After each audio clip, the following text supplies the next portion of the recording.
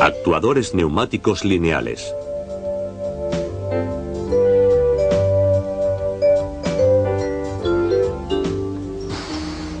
Estos cilindros neumáticos se utilizan para elevar y descender herramientas de producción. Este es un ejemplo de cómo los actuadores neumáticos convierten la energía neumática en energía mecánica. Para comprender cómo funcionan, vamos a estudiar algunos tipos de actuadores lineales. Este es un modelo transparente de un cilindro. El cilindro lineal es el actuador neumático más frecuentemente utilizado. La energía del aire comprimido se convierte dentro del cilindro en un movimiento lineal. Se dispone de cilindros en una amplia variedad de formas y tamaños. Normalmente se fabrican bajo las siguientes especificaciones: diámetros de 6 a 320 milímetros, carreras de 1 milímetro a 2 metros, fuerzas de 2 a 50.000 newton, velocidad del émbolo de 20 milímetros a 1 metro por segundo. Examinemos ahora cómo funciona un cilindro. Este es un cilindro de simple efecto. Se representa por su símbolo ISO. Obsérvese que el símbolo indica que el cilindro tiene una sola conexión de entrada de aire y un muelle de retroceso. Cuando se aplica aire comprimido a la conexión de entrada del cilindro, el aire empuja al émbolo. Si la fuerza generada por la presión es mayor que la fuerza del muelle, el émbolo se desplaza comprimiendo el muelle y haciendo avanzar el vástago del cilindro. Cuando se libera la presión, el muelle devuelve al émbolo de nuevo a su posición inicial, haciendo retroceder el vástago. La fuerza del muelle, la presión del aire y la superficie del émbolo determinan la capacidad de trabajo del cilindro.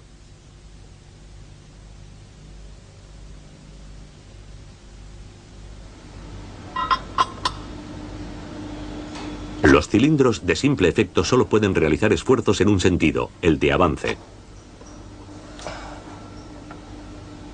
Se utilizan en aplicaciones de sujeción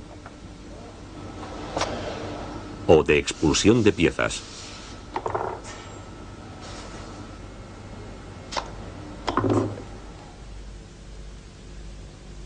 En aplicaciones que requieran esfuerzos en ambos sentidos se utilizan cilindros de doble efecto. Este es un cilindro de doble efecto y su símbolo ISO. Obsérvese que posee dos conexiones de entrada y que no tiene muelle de retroceso. En el cilindro de doble efecto, la fuerza ejercida por el aire comprimido puede dirigirse a uno u otro lado del émbolo. Esto permite realizar trabajos en ambos sentidos. Observar que el área ocupada por el vástago reduce la fuerza generada en la carrera de retroceso. Asimismo, y debido al volumen ocupado por el vástago, el retroceso consume menos aire que el avance. Cuando se selecciona un cilindro para una determinada función, debe tenerse en cuenta lo siguiente: longitud de la carrera,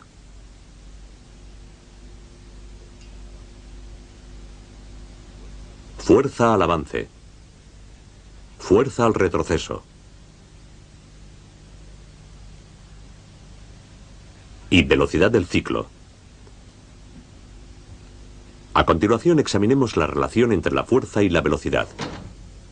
En este ejemplo, con cargas iguales, ambos cilindros avanzan a la misma velocidad.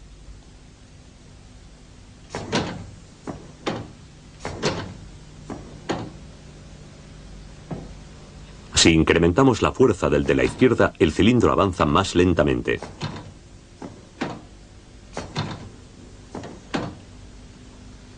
Si añadimos más carga, aún avanza más despacio.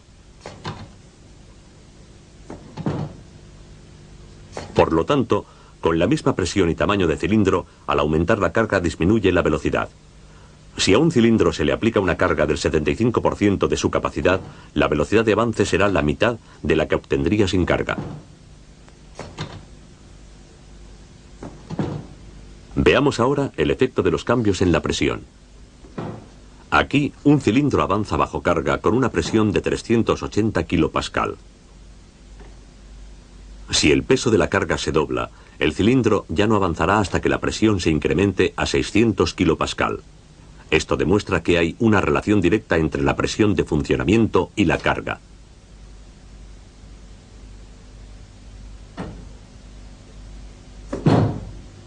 Ahora estudiaremos el efecto de los cambios en el diámetro del cilindro.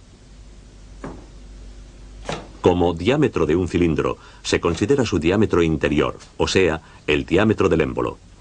Estos dos cilindros tienen diferentes diámetros. Con la misma presión y carga, el de la derecha no puede levantar la carga, mientras que el de la izquierda sí.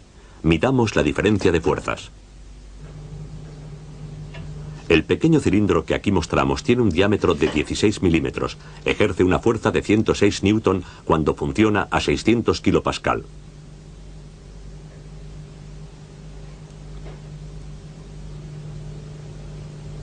Un cilindro con un diámetro de 25 milímetros a la misma presión ejerce una fuerza de 262 newton.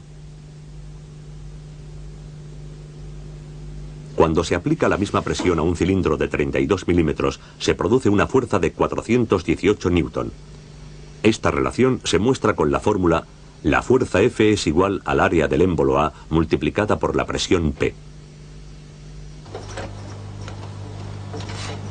El diámetro del émbolo afecta directamente a la fuerza, velocidad y consumo de aire del cilindro.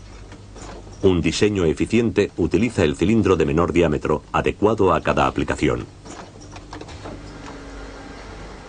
En esta máquina se utilizan diferentes tamaños de cilindro según el trabajo a realizar.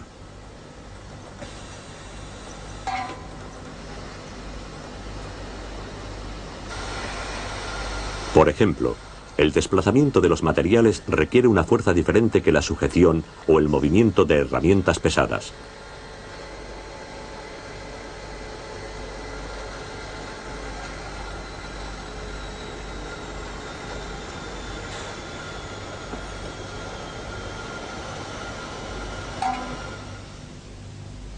Hay algunas aplicaciones en las que no es admisible que el cilindro vaya a la máxima velocidad al final de su carrera.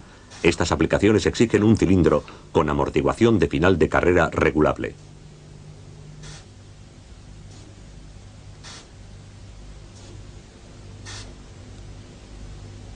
Esta característica ralentiza el movimiento del émbolo al final de su carrera. La amortiguación de final de carrera se consigue reduciendo el flujo del aire de escape durante el tramo final de la carrera. Esto ocasiona una sobrepresión del aire en el cilindro que se opone al desplazamiento del émbolo.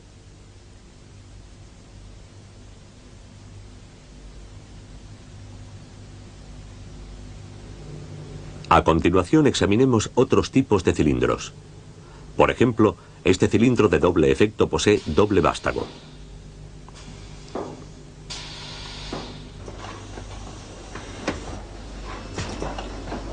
Esta disposición proporciona un desplazamiento lineal más preciso debido al doble apoyo de los cojinetes. Cuando hay cargas desplazadas en el eje del cilindro, el vástago sufre esfuerzos laterales que pueden compensarse con los cilindros de doble vástago. Otra ventaja del cilindro de doble vástago es que el lado no utilizado puede aprovecharse para otras funciones, como la detección de la posición.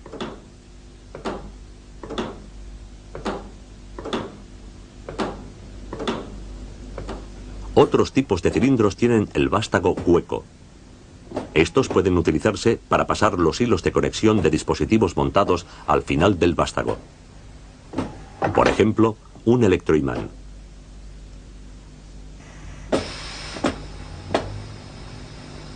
O pueden utilizarse como conducto para vacío o líquidos, como el aceite. Estos cilindros tienen los extremos del vástago roscados interiormente para facilitar su conexión. Este cilindro no tiene vástago.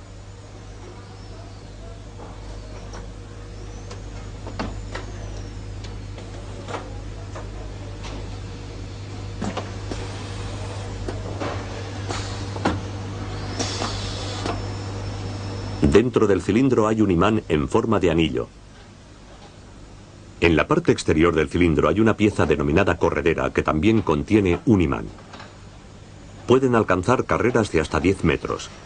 Utilizando cilindros, también pueden alcanzarse posiciones intermedias. En esta aplicación, esto se consigue utilizando válvulas y varios sensores.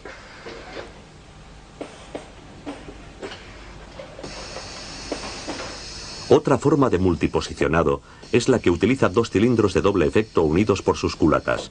Si los cilindros son de carreras diferentes, esta disposición puede alcanzar 4 diferentes posiciones.